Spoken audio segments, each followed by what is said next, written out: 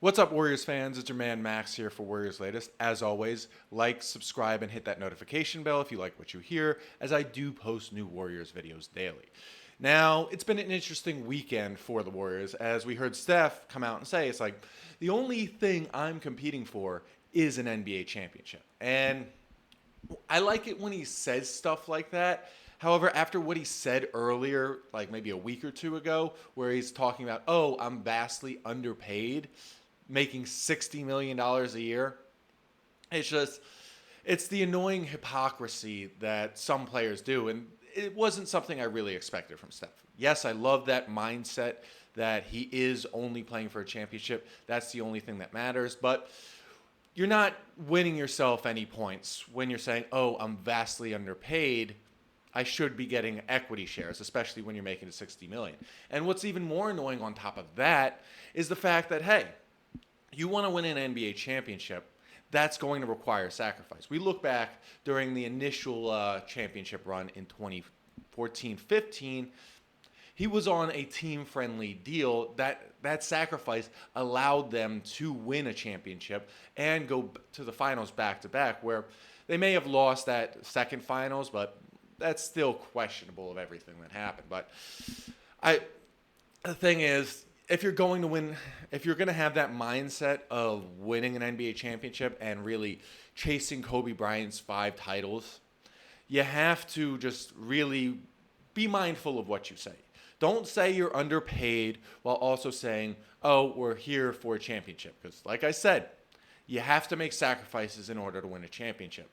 And saying stuff like this is just going to rub a lot of fans the wrong way, as well as a lot of your teammates the wrong way, because they're making sacrifices to win an NBA championship as well. They want their ring, and you're just coming out and saying that. That creates tension within the locker room. And I don't know if this is going to go well long term for the Dubs as they chase one more title, at least. Now, that being said, Steph is still the best point guard in the league in my mind. Like some of you guys like to say, oh, SGA, Luka. Yes, they're good point guards, but I don't consider them pure point guards. I consider them all-around players, to put it simply. I don't see them as just court generals. I see them as guys who just really make the action happen within the court and initiate the offense. I don't know how to best describe it, but I'll come up with something good. I'll figure it out. But the other issue that I guess big thing that I saw this weekend is the offer that the Bulls made for Josh Giddey. Now, I saw the initial offer, and it was $80 million over 4 years. So that's $20 million a year. And all I could do was just shake my head. And if you're offering $80 million a year for a guy who really has done it all, almost averaged a triple-double after they traded Zach LaVine, it's just not going to go well for you guys. And it's wild to me that they wouldn't give Josh Giddey the full 5 years, maybe 25 a year, because he is that cornerstone for your franchise moving forward. Yeah, he didn't mix well with what OKC was doing the last few years, but he was able to improve and really become the player that everybody thought he would become.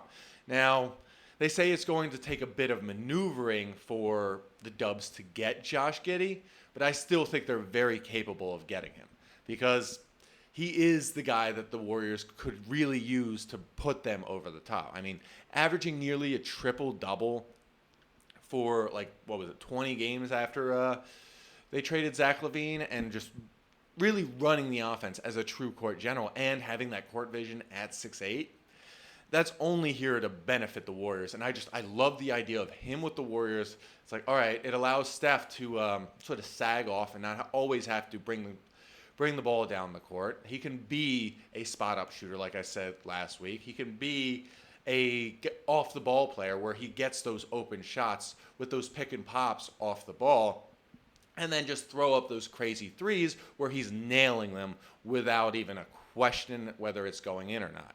So I like Josh Giddey, and I do think they're going to have to go in, all in, to get Josh Giddey. Now, it's likely going to cost Kuminga and Moses Moody, but in all honesty, I'm okay with that. I like both of those guys, but they're not going to impact the Warriors in the same way that Josh Giddey is. So if that's what it costs, that's what it costs.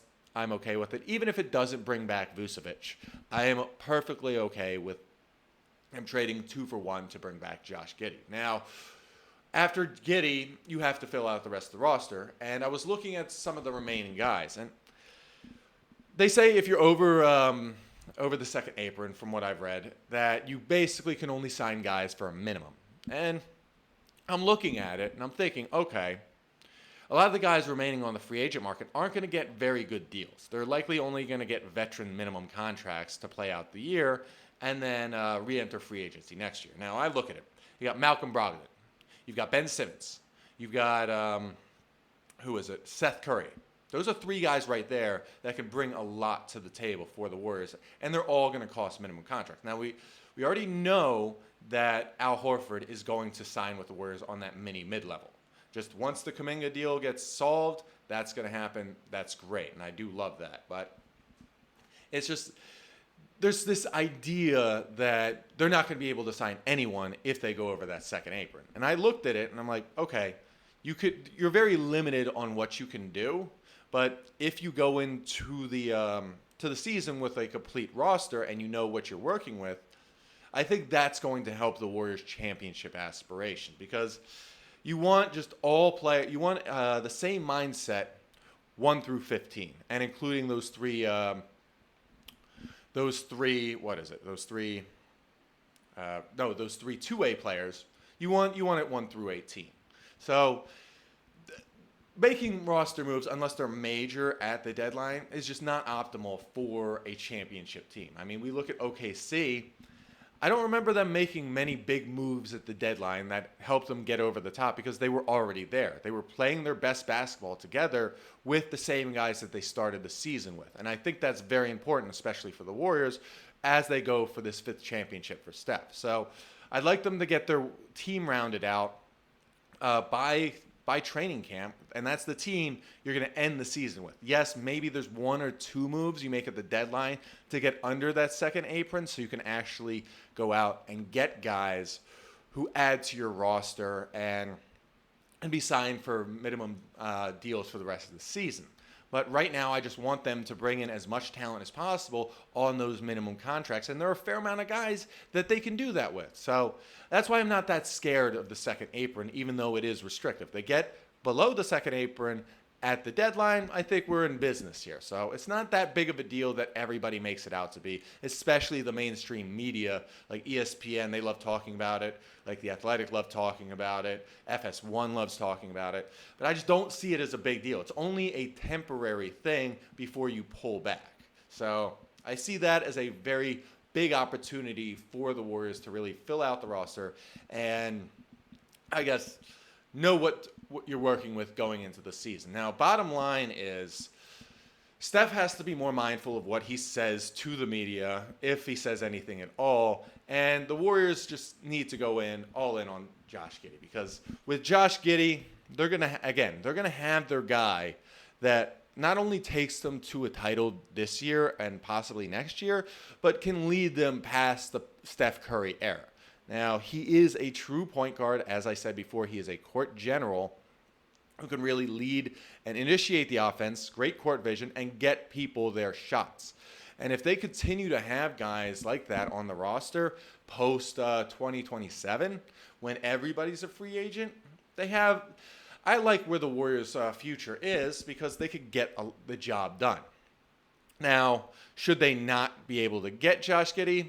That's a different conversation. But I do think, because of how bad the Bulls lowballed Josh Giddey, that this is going to drag on into September. I mean, a guy who basically almost averaged a triple-double, and you're offering him $20 million a year over 4 years, not even offering that 5th year, and considering how young he is. He's 23 years old. That's a franchise centerpiece right there. And you're offering him 4 years, $80 million. I mean, just even giving him that 5th year to make it 100, and I'm just thinking, what?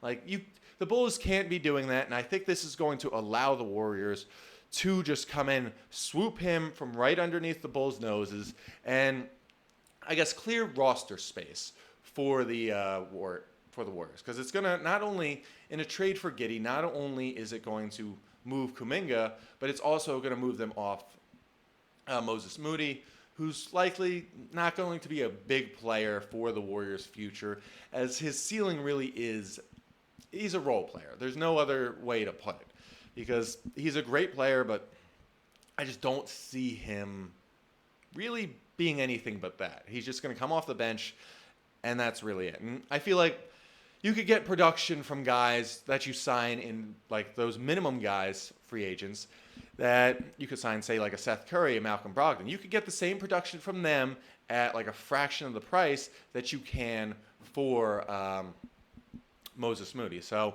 they need to move off of both of them, Kuminga and Moody, for Giddey, and Steph needs to be mindful of what he says. Now, that's all we have today for Warriors Latest.